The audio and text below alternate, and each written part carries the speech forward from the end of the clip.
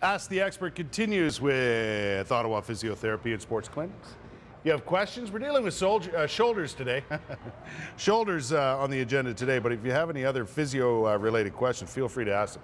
613-789-6559, extension 2803.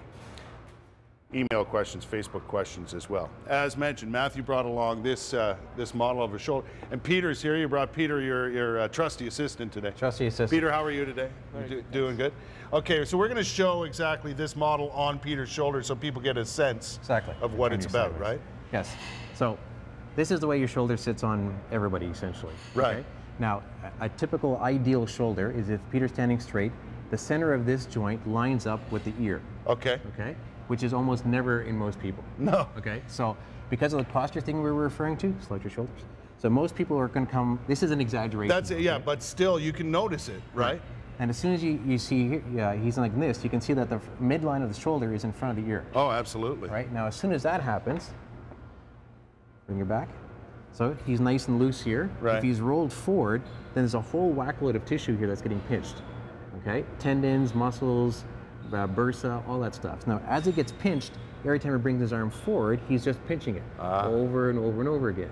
So if you're driving your car, okay, you're typing on the keyboard, whatever the case is, you're fixing this lovely hairdo he's got going on.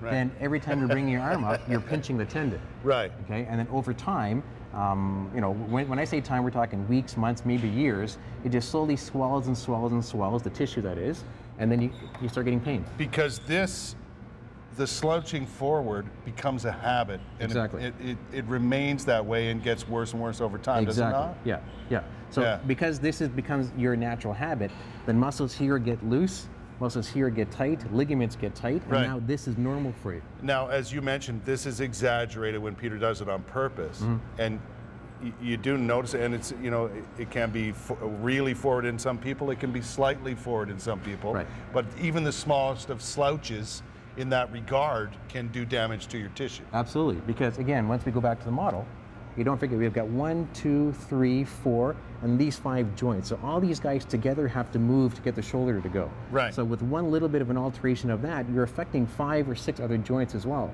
And then everything just compounds on top of that. Right.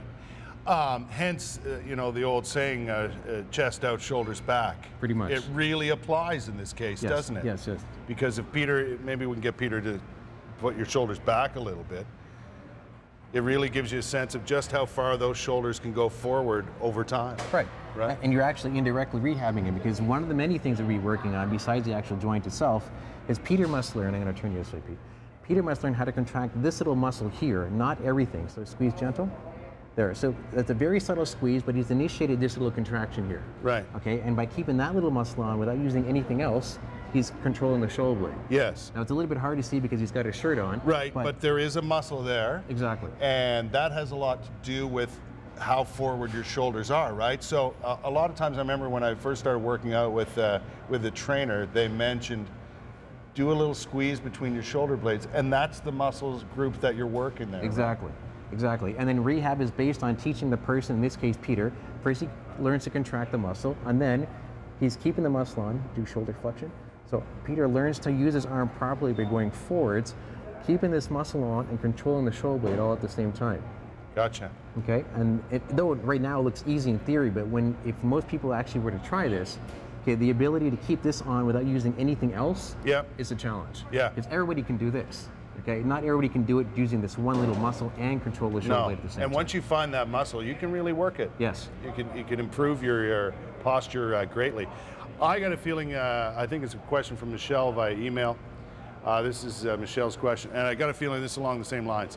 Michelle says, I work a typical office job at a desk with a computer. By the end of the day, I'm experiencing pain in what feels like the front of my shoulder and upper mid-back, between my shoulder blades, just like we were talking about. What could be causing this, and is there anything I can do to alleviate the pain? Okay. First of all, the cause.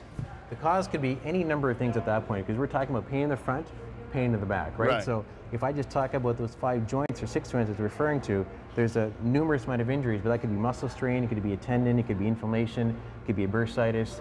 So short answer is there's probably some type of inflammation type going on. Right. But she was talking about pain here. She's talking about pain here. Yeah. Again, we had just finished alluding to this.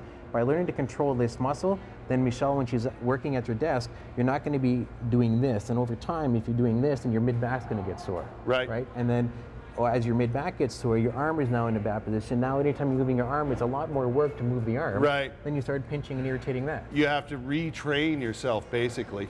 Hey? Right. When it comes to your shoulder and back muscles, you have to retrain them. Yeah. Good stuff. All right.